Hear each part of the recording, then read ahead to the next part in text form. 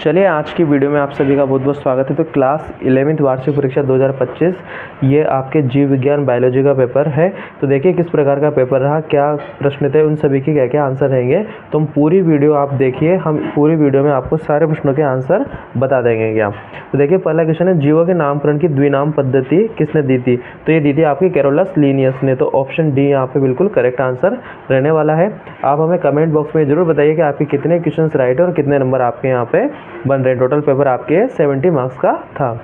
तो देखिए मेथेनोजन जीवाणु किस प्राणी की रुमेन में पाए जाते हैं। तो ये आपके पाए जाते हैं ऑप्शन सी, गायों में ये पाए जाते हैं क्या। अगला है, निम्न में से कोशिका भित्ति किसमें अनुपस्थित होती है। तो माइक्रोप्लाज्मा में कोशिका भित्ति अनुपस्थित होती है। ऑप्शन डी यहाँ पे करेक्ट आंसर रहेगा।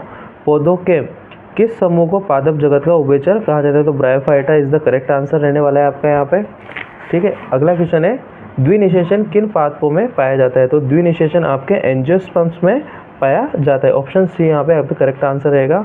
देहगुहा जो मेसोडर्म से आश्रित होती है, तो इसमें आंसर रहेगा आपको सिलोम से क्या रहती है, आश्रित रहती है।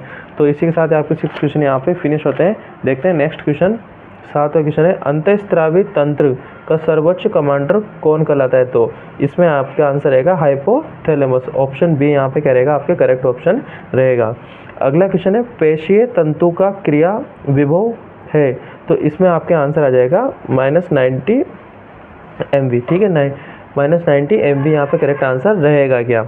अगला प्रश्न है, एंजाइम का प्रोटीन भाग कहलाता है। तो एंजाइम का प्रोटीन भाग एपो एंजाइम कहलाता है।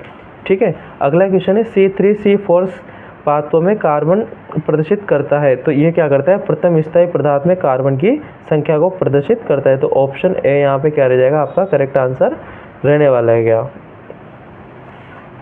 ठीक है, इसी के साथ ही आपके फिल इन द ब्लैंक्स वाले क्वेश्चन यहाँ पे फिनिश होते हैं। अब आपके यहाँ पे MCQ है। तो देखिए पहला क्वेश्चन है, पुष्पीय अक्ष पर फूलों के लगने का क्रम को कहते हैं। तो इसको बोलते हैं अपन पुष्प क्रम कहा जाता है। तो यहाँ पे आंसर आ जाएगा आपका पुष्प क्रम आंसर आ जाएगा। राइजोफोरा में मूलें पाई जाती है। तो राइजोफोरा में न्यूमेटोफोरस या श्वसन प्रकार की मूलें या जड़ें पाई जाती हैं क्या। अगला है, मेंढक का लार्वा कहलाता है। तो मेंढक का लार्वा टेडपोल कहलाता है। क्या कहलाता है वो, tadpole. Tadpole is the correct answer. जीव ऊतकों में मिलने वाले सभी कार्बनिक यौगिक को कहते हैं।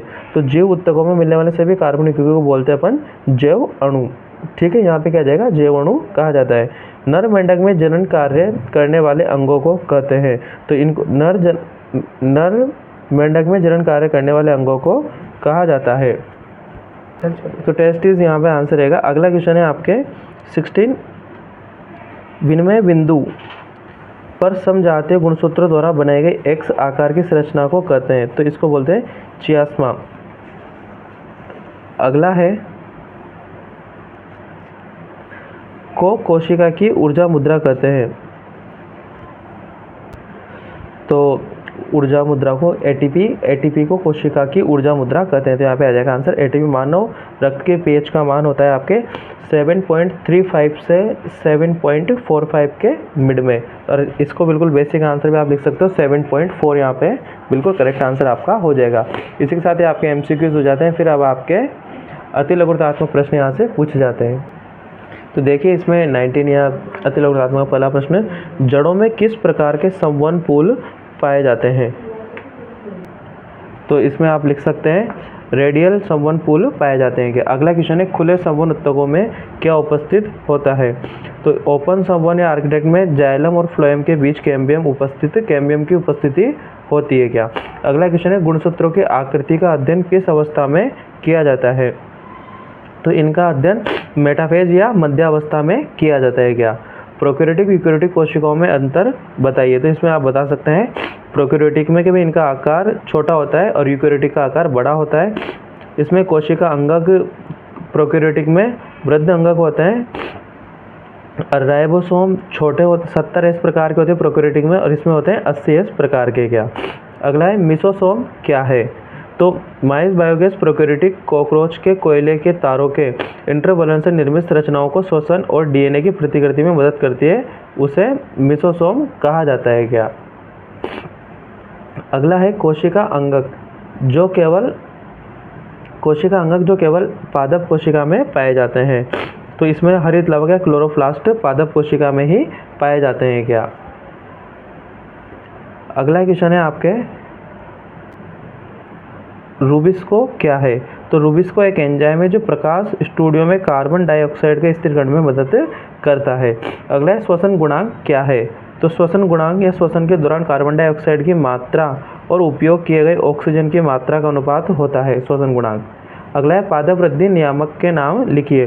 तो पादप वृद्धि नियामक जैसे कि auxin, gibberellin, cytokinin, abscisic acid और एथाइलिन, ये सब क्या है आपके पादप वृद्धि नियामक के नाम है क्या। अगला है, ज्वारीय आयतन क्या होता है। तो ज्वारीय आयतन एक सामान्य श्वास के अंदर या बाहर जाने के दौरान हवा की मात्रा होती है, उसको अपन ज्वारीय आयतन कहा जाता है, कहते हैं। अगला है, लघुतात्मक प्रश्न यहाँ से आपके स्टार्ट रहे। उच्च रक्तदाब क्या है।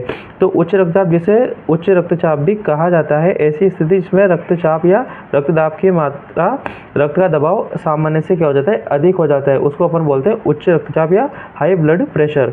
विद्युत हृदय लेख क्या है। तो इलेक्ट्रिकल हार्ट आर्टिकल या ईसीजी हार्ट इलेक्ट्रॉनिक गतिविधि का एक रिकॉर्ड है जो समय के साथ साथ इलेक्ट्रिक हार्ट पर लगाया जाता है। अगला क्वेश्चन है, यूरियोटेलिक जंतु क्या होते हैं। कि वे जंतु जो नमक के रूप में, तो यूरियोटेलिक में देखिए कि वे जंतु जो उत्सर्जन के दौरान यूरिया का उत्सर्जन करते हैं क्या कहलाते हैं, वो यूरियोटेलिक जंतु कहलाते हैं क्या। अगला प्रश्न है आपके, रक्त अपवहन क्या है।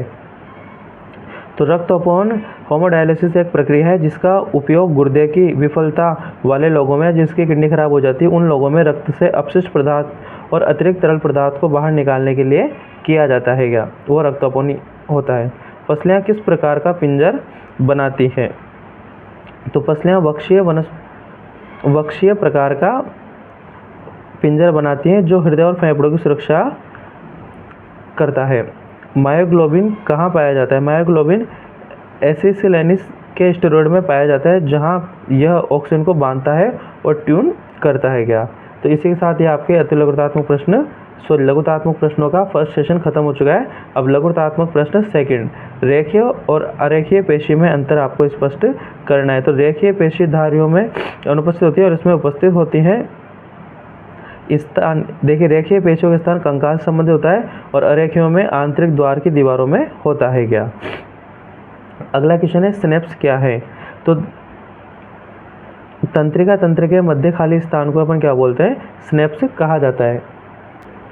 तो देखिए 37 वाला क्वेश्चन, प्यूबिक सल्लेन कहाँ पाया जाता है, कहाँ पाया जाता है। तो प्यूबिक सिम्फोसिस श्रोणि के निचले भाग में स्थित होता है, विशेष रूप से जहाँ बाईं और दाईं प्यूबिक हड्डियाँ जुड़ती हैं।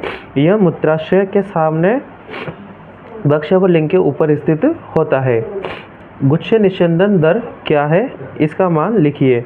तो ग्लोमेरुलस निस्यंदन दर वह दर है जिस पर गुर्दे के ग्लोमेरुलस में रक्त से तरल पदार्थों को फिल्टर किया जाता है, तो उसको क्या बोलते हैं अपन, गुच्छ निस्यंदन दर कहते हैं। और इसका मान 125 ml पर मिनट से 180 लीटर प्रतिदिन तक होता है।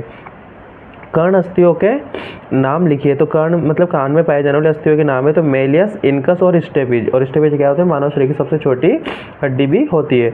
नेत्र की संरचना बनाई, तो आपको नेत्र की संरचना बनाकर उसका वर्णन यहाँ पे करना था क्या।